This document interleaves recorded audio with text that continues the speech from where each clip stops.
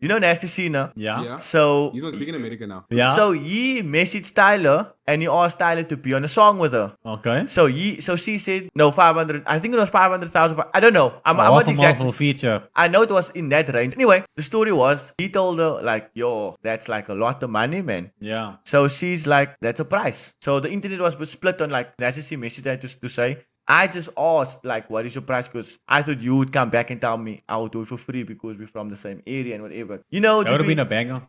facts. I would like to see That that. would've I been would a like banger. her to do more things with South Africa artists. What do you guys think on that back and forth? My reason is, it's like, if you want to see me succeed, you're going to pay my price. I don't believe that she's that much bigger than Nasty C. In the world, though. Yes, in the world. Are you sure? She has global hits, but she's not a global artist, man. I feel like she have individual songs that blow up, but her as a like artist, people won't know unless they hear songs of her, man. She could have at least dropped the price a little, or half the price. But she going Spread to the South Drake Africans, man. You know what I She's mean? going to Drake parties. She don't care about Lil Yachty's you. That's what I would like. But if I look from business standpoint, she has a label. And if a label's telling her that's not going to be beneficial to your brand and you need to do this and stuff, she's still up and coming artist. Yes, she has hits and stuff. The reason why she's so big and she's been able to walk on the carpet because of her management team and whoever's backing her. definitely. So I think they had a little bit of say in it as well. Obviously. And also the price. They're like, listen, you're not charging less than this. Yeah, I which mean, is what we think you was. Yes. And now from my point from him, I feel like it's unfair for him to ask her for something for free because